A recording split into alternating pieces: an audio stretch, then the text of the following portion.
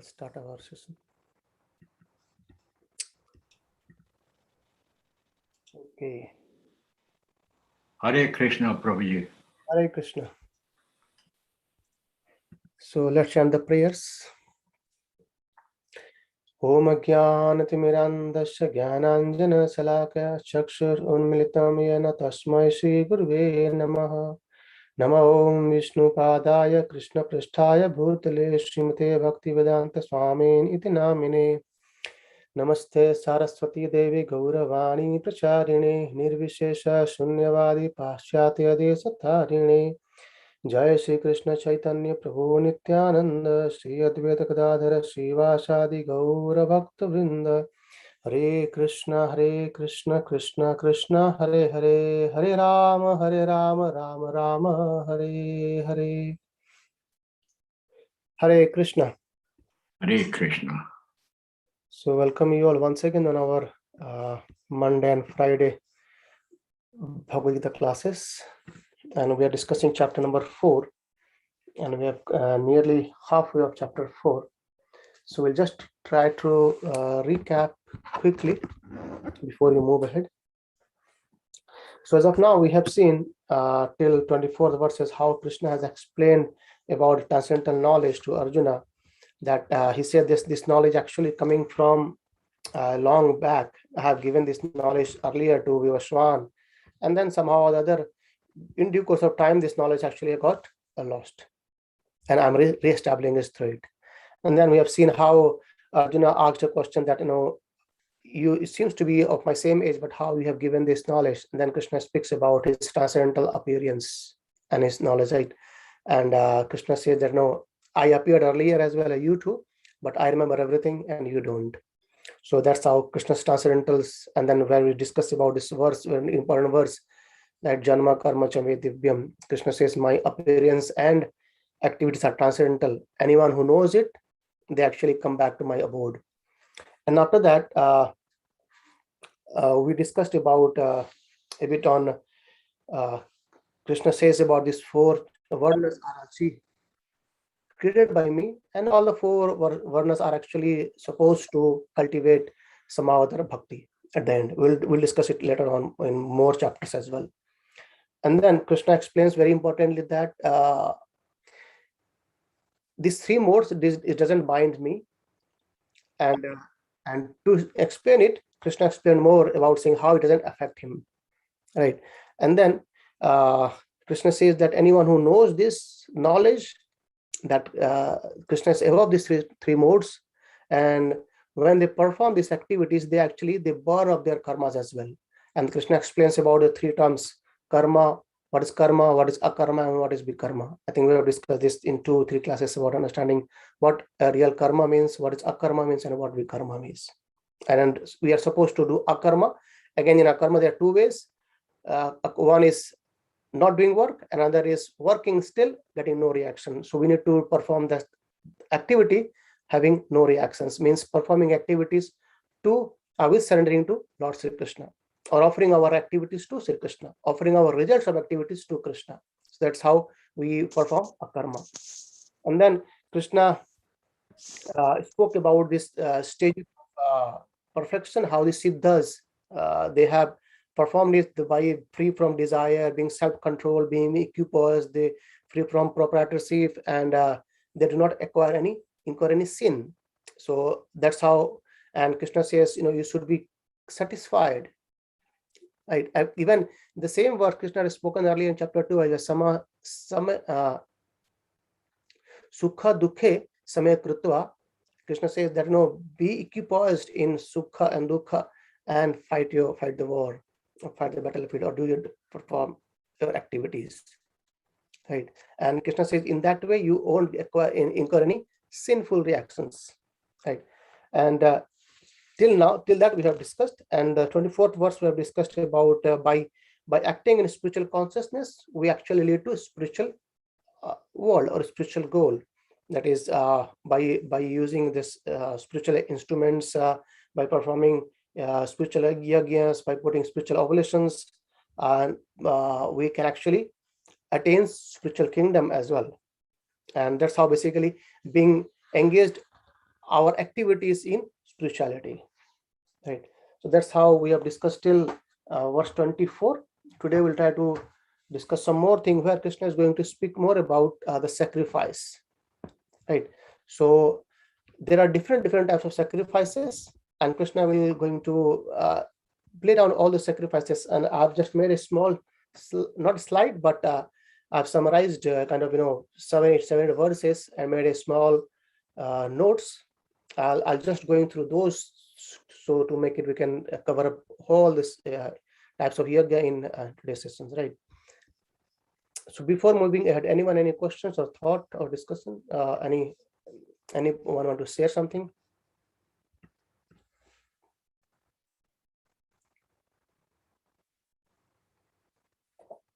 Okay, let's move then. So now, in verse 25th, Krishna is going to explain to Arjuna the transcendental knowledge, which is ultimately about Krishna and is to be obtained through these sacrifices and austerities, and all of which are typically of Vedic culture, right? Let's see what are the kind of sacrifices Krishna explains in few verses. I'm just going to summarize this from 25th till 29 verses, or to 30 verses in fact.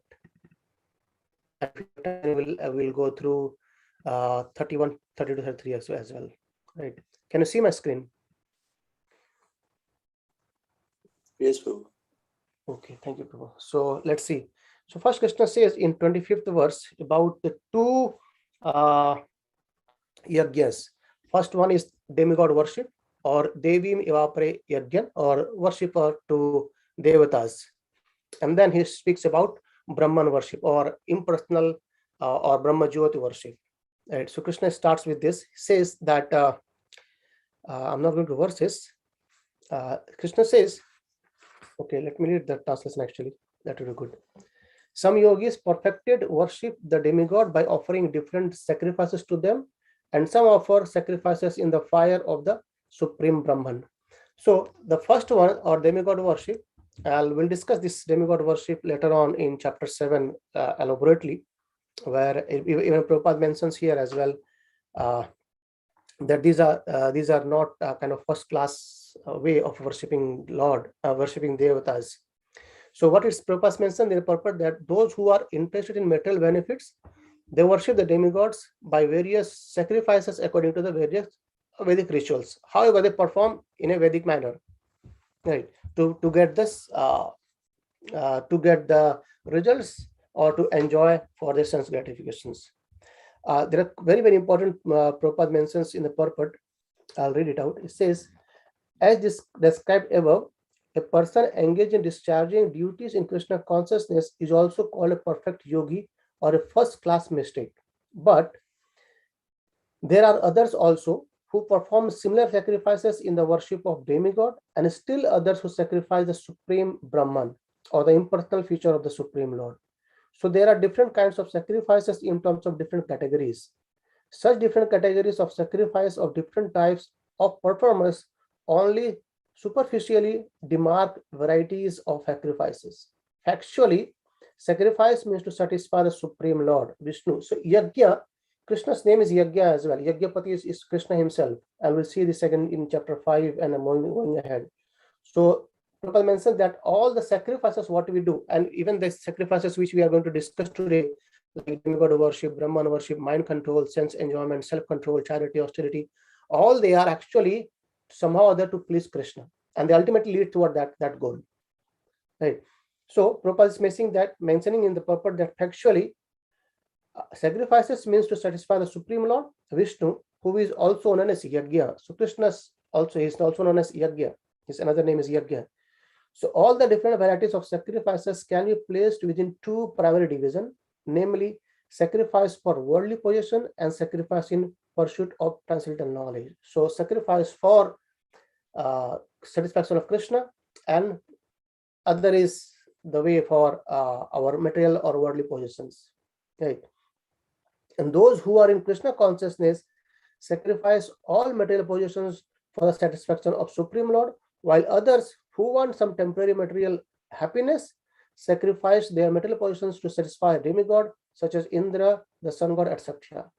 Right. So that's how those who wanted to have material benefit, they worship devatas. So this is the first kind of sacrifice what Krishna explained. And then Krishna explained what next is Brahman worship. So Brahman worship is basically some philosopher who ultimately worship Brahman, and that is the basically we have discussed about that's the first stage of self-realization. So Krishna say, Prabhupada says in the purport that who worship the impersonal feature of the absolute truth, they are the Brahman worshipper, and such impersonalists sacrifice their time in philosophical speculation to understand the transcendental nature of the Supreme. So this is basically also they are advancing, but that's on the very first stage where they realize by their studies and investing time about the Brahman, and they think that everything actually come from it. However, that Brahman, Krishna is the base of that Brahman, and Krishna explained that in chapter 14. We'll see it, right? And then in text 26, and Krishna says about the mind control and the sense control. And here, let me read it. Prabhupada mentions in the translation that some, the unadulterated brahmacharis, they sacrifice the hearing process and the senses in the fire of mental control, and others, the regulated householders, sacrifice the object of senses in the fire of senses. So when it is said the fire, it means actually yajna. Normally we see that yajna, it means we put some oils in the fire. So in that way, the brahmacharis, so Prabhupada mentioned that the member of 4 divisions of human life, these are brahmachari, grahastha, vanaprastha, and sannyasa, and they all are actually meant to become perfect yogi or transcendentalist. Means they all, even in whatever situation, in whatever varna we are, either in brahmachari or grahastha or vanaprastha or sannyasi, the ultimate goal is to be perfect in transcendental knowledge or knowledge of Krishna, right? And again, Prabhupada mentions about the human life is not meant for enjoying sense gratification like animals, right? Rather, we need to elevate into Atato Brahma Jigyasa, or inquire about our own self and become perfect in spiritual life, right? So what it says, the brahmacharis, third one, the mind control, the brahmacharis or the students, they who are under the care of a bona fide spiritual master, they control the mind by abstaining from sense gratification. Basically, they use their senses of hearing, they hear more about Krishna Katha. And if you see in earlier days, when the Gurukul system were there, they used to go and read, take study under a bona fide spiritual master, and there they learn about Krishna, right? And hence, brahmachari hears only the words concerning Krishna consciousness, right? So that's the brahmachari. And here for them, hearing is the basic principle for understanding, and therefore the pure brahmachari engage fully in Hare Namanukirtanam.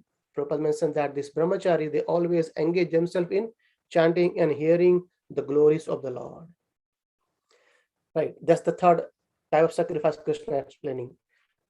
First, a sacrifice for the demigod worship, second sacrifice for the Brahman worship, and third is the mind control, or how these brahmacharis, they control their senses by hearing Krishna Katha and acting under a bona fide spiritual master.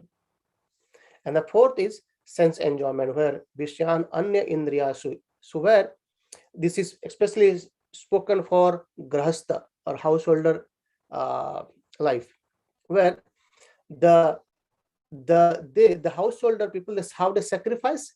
Even householder, we used to sacrifice. And what we used to sacrifice, it says the restricted householder. See the word of Prabhupada in purport says restricted householder, means the householder who are not restricted, they are actually somehow they're not performing a sacrifice. So the people who are perform sacrifice, being in grahastha, see this householder or the restricted householder sacrifices his general tendency towards sense gratification for higher transcendental life. So they sacrifice their hard-earned money, they sacrifice their even time, they sacrifice their sense gratification for what? For higher transcendental life, for understanding something higher. And especially Prabhupada mentions that is a sex life, intoxication, meat eating are general tendency of human society. So those who are in grahastha and trying to do sacrifice, those are called restricted householder. They, what Prabhupada says, they do a regulated householders, and but I mean, this sex life, intoxication, and meat eating, these are general tendency for human society for enjoyment. But a regulated householder does not indulge in unrestricted sex life and other sense gratification. And Prabhupada mentioned in the purport, like, there's a marriage protocol out there for grahasthas, and I'll read that part, but it's very nicely Prabhupada mentioned that marriage on the principle of religious life is therefore current in all civilized human society, because that is the way of a restricted sex life. And this restricted unattached sex life is also kind of yajna, because the restricted householder sacrifices his general tendency towards sense gratification for higher transcendental life. So even eating prasadam is also a sacrifice. Not eating anything outside, just eating whatever we offer to Krishna, that's also a sacrifice. Means we actually control our sense of taste by just eating prasadam, not anything else. Like, that's also kind of sacrifice, right? So these are the four kinds of sacrifice we have discussed as of now: the demigod worship, the Brahman worship, the mind control, sense control. Sense control basically for grahasthas, mind control brahmacharis, and these are Brahman worship is basically for jnana yogis, or jnanis you can say, and the demigod worship is for karma yogis. And now Krishna says about the self control in 27th verse. Others who are interested in achieving self-realization through control of the mind and senses offer the functions of all the senses and of the life breath as oblation into the fire of the controlled mind. So they follow, Prabhupada mentioned that they follow Patanjali system to control the senses and the life airs. So there are 10 kinds of air that's they are within our body, and they try to control those by performing these yogic practices, right? And here Prabhupada mentions that even Prabhupada already mentions what this saying that in this Yoga Sutra of Patanjali, the soul is called Pratyaga Atma and Paragatma. As long as the soul is attached to sense gratification or sense enjoyment, it is called as Parag Atma. But as soon as the soul becomes detached from such sense enjoyment, it is called as Pratyag Atma, which is the Atma is there, but it's not hankering for sense gratification. And hence, the soul is subjected to the functions of 10 kinds of air at work within the body, and this is perceived through the breathing system.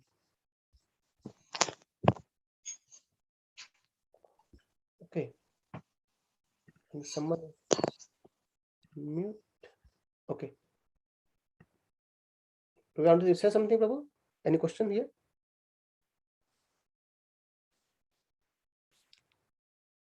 Okay. All right, that's fine. So these are another category where we do sacrifice by controlling our senses through some yogic practice. And the next way of sacrifice, so as discussed earlier as well, sacrifice doesn't only mean that we'll have some fire and then we put some oblation and chant mantra. That's not sacrifice. Even self-control, sense control, mind control, demigod worship, these are also called sacrifice, what Krishna is explaining in this couple of verses. And then next sacrifice Krishna says about charity, that's the Drabya Yajna. So there are charity, let me read that verse. It's in 28. Having accepted strict vows, some become enlightened by sacrificing their possessions, another by performing severe austerity. So 20th verse speaks about these four kinds of sacrifices: charity, austerity, mysticism, and study of Vedas. Right.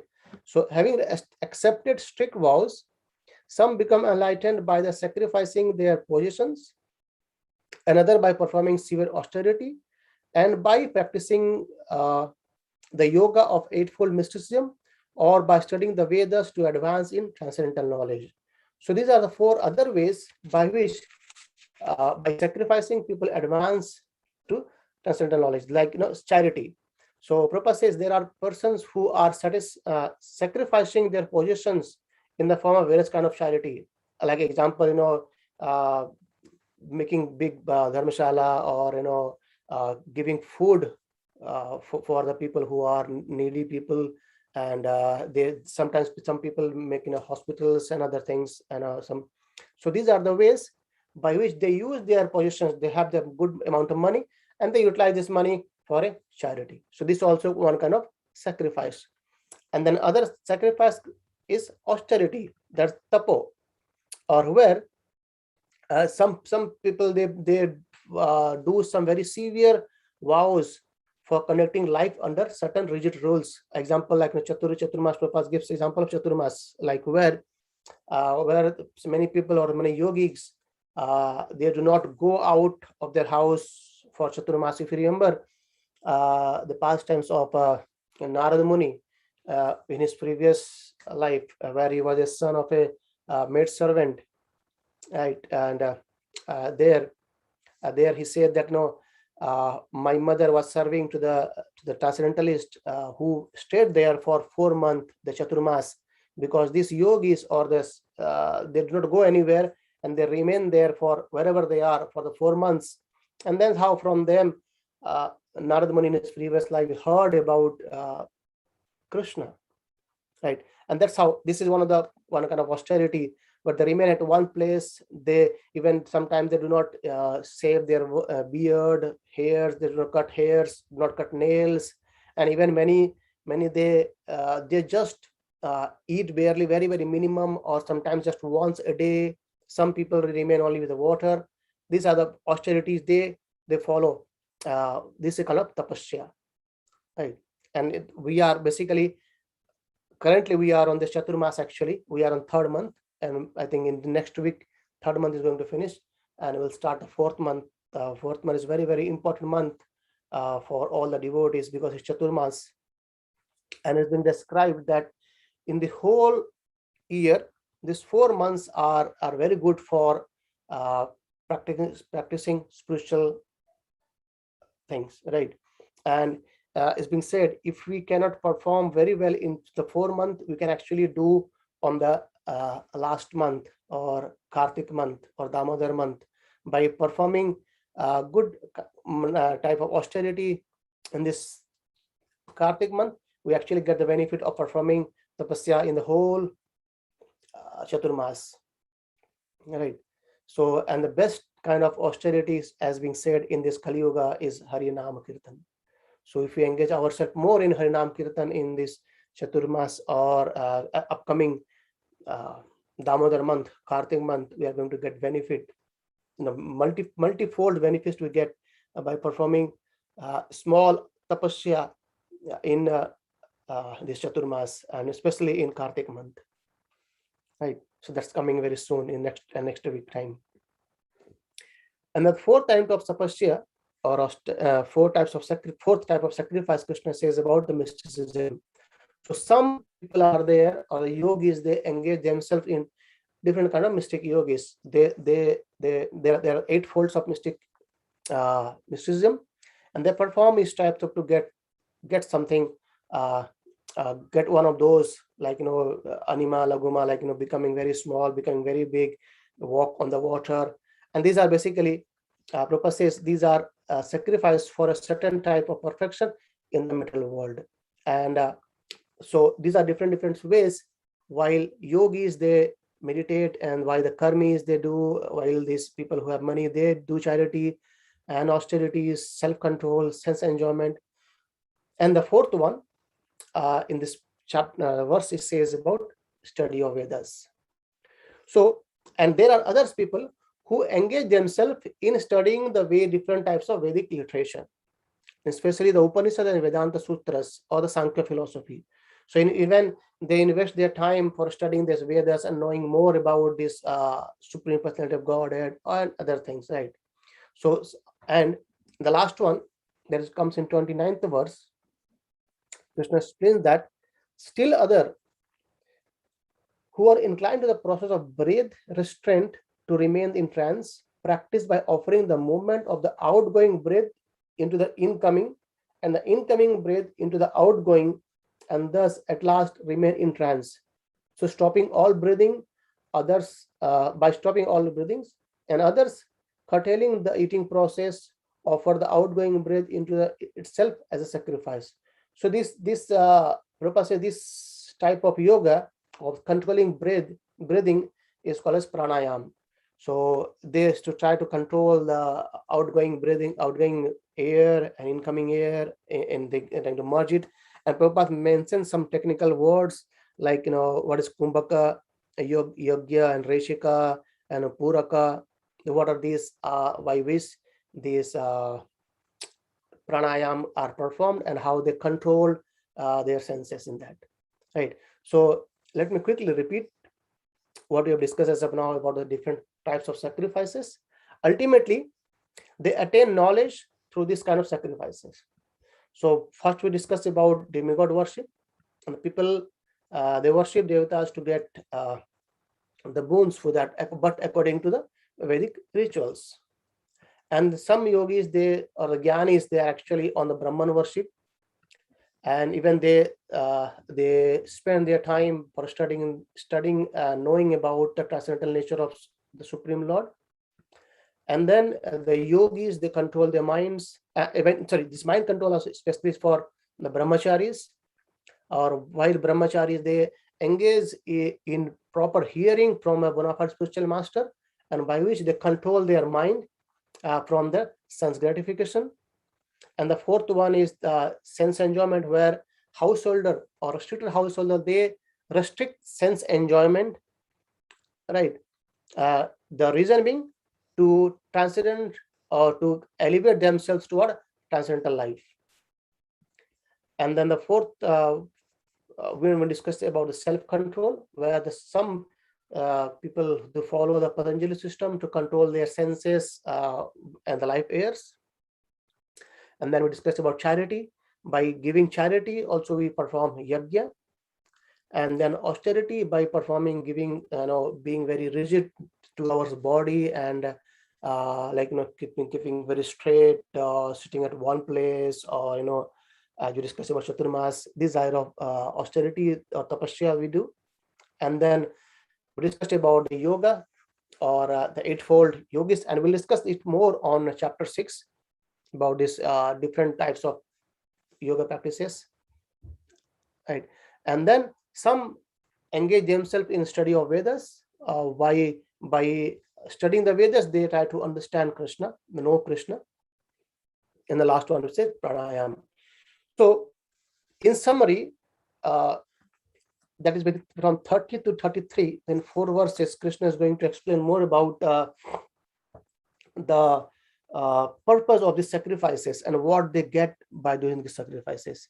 Before that, I wanted to read some very interesting thing Prabhupada mentions in the purport by saying that how Krishna consciousness is actually transcendental, and these are above all of these what I have discussed as of now yet. So Krishna is going to give this knowledge, but we'll see it at the end, and gradually in chapter 5 and chapter 6, that Krishna says that the best one is Krishna consciousness. Krishna says, Yoginam api sarvesham madgatenantar atmanam shraddhavan bhajate yomam samay yuktatamam hataha. So Krishna says, Yoginam api sarvesham. So from all these yogis, maybe karma yogi, jnana yogi, dhyana yogi, ashtanga yogi, whatever kind of yogi they are, Yoginam api sarvesham madgatenantar atmana shraddhavan bhajate yomam. Shraddhavan means anyone who with full faith who worship me, he is the topmost one. That we'll discuss in chapter 6, right? However, I just wanted to read something what Prabhupada has mentioned in this purport. He says that a Krishna conscious person, however, being always situated in the transcendental loving service of the Lord, automatically becomes the controller of the senses. So we have seen earlier, like by doing austerity, even by mysticism, even by self-control, even in sense enjoyment and mind control, they try to control the senses somehow or other, isn't it? And Prabhupada says a Krishna conscious person, he automatically controls all of his senses. Why? Because he's actually engaging his senses in the service of Krishna, which is the ultimate goal of all of these others we have discussed.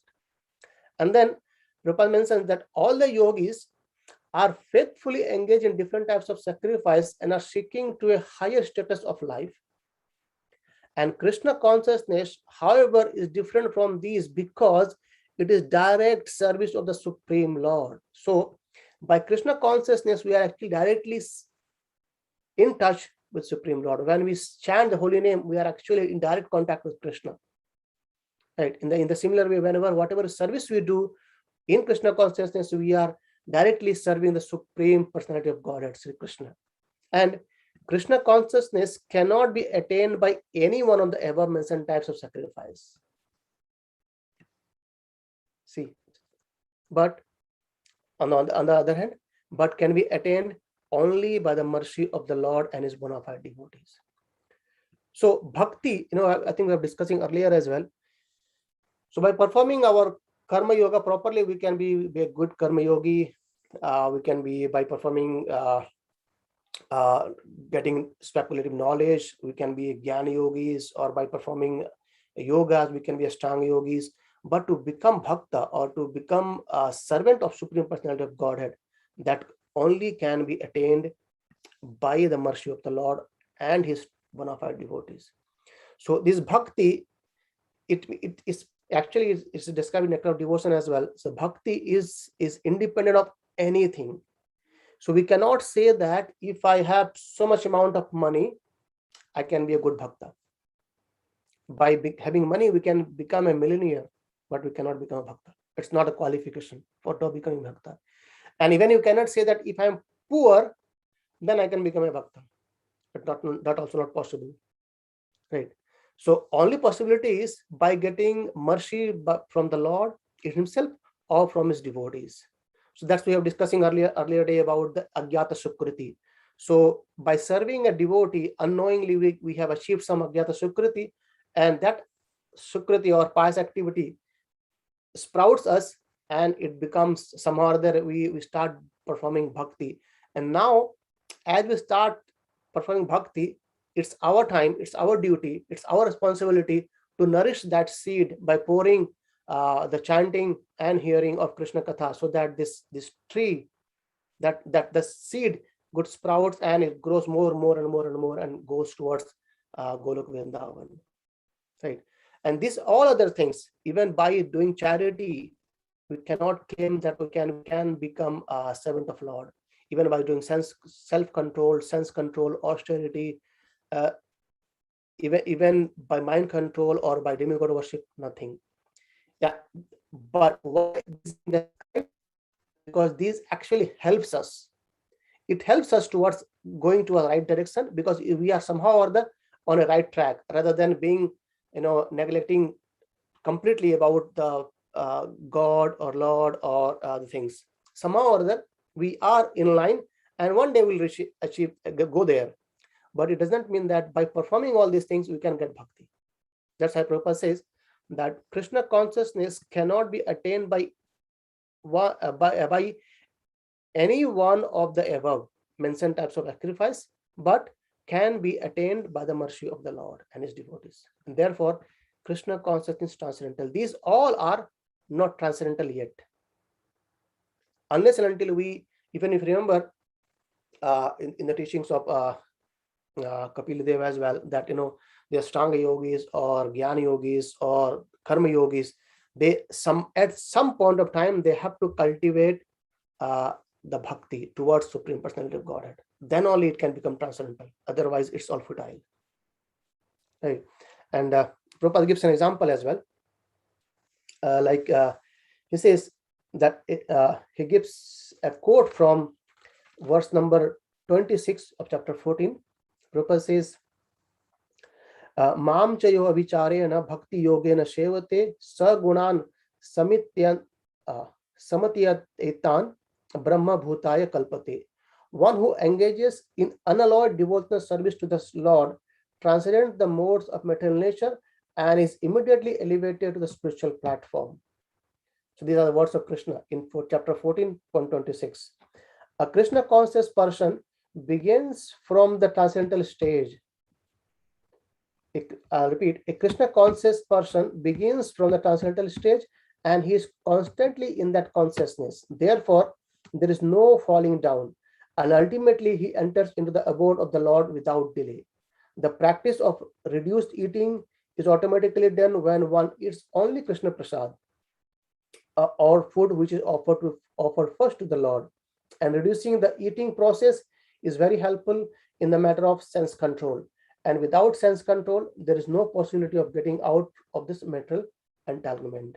So the end point of today's discussion is basically somehow that Krishna is trying to say that by performing all the sacrifices, we had to perform some sacrifices, and the ultimately goal is to achieve Krishna. Ultimate goal is that. But these all sacrifices, they helps us, and we will see in our next session where Krishna explains that in 3 or 4 verses, that Krishna says without in 31st Krishna says that without sacrifice one can never live happily on this planet or in the next. What to speak about the next on this planet or in his next life or in these lives as well. So we have to perform sacrifices, and gradually when we perform sacrifice towards Supreme Personality of Godhead Sri Krishna, we become eligible to go to Krishna Loka, right? So we'll stop here. Anyone have any questions or thought or any comment? We can discuss for a couple of minutes. Yes, Prabhuji. Is that the new format we're going to be following? I'm not sure actually. Yeah, I'm not sure because it depends on time for me. I find it very, very interesting, and we can read the Bhagavad Gita, but the way you explain it makes it all the more interesting. And if you have any questions, we can always ask you, and you always do your best to answer it for anybody. I'm not talking about myself, for everybody. Thank you. Okay, so yeah, somehow I don't know, but from where I got inspiration is to summarize this whole 5-7 verses so that we come in one place and discuss it. I'll try my best. I can't guarantee it, but I'll try my best to make some kind of this kind of notes so that we all can read as well. And if you want, I can share those as well. So as I was saying, I'll try my best, but I can't confirm it, or I'm not sure if I could make it all the time, but I'll try my best.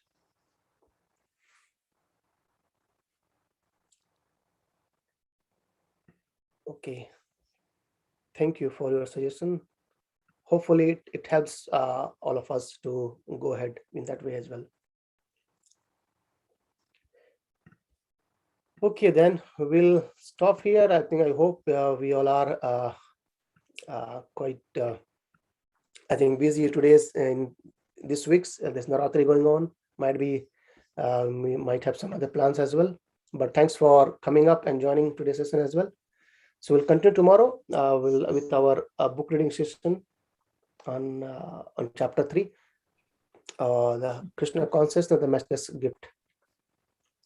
Hare Krishna. Grantaraj Srimad Bhagavad Gita ki Jai. Prabhupada ki Jai. Ananta Koti Vaishnava Vrinda ki Jai. Hare Krishna. Hare Krishna. Hare Krishna.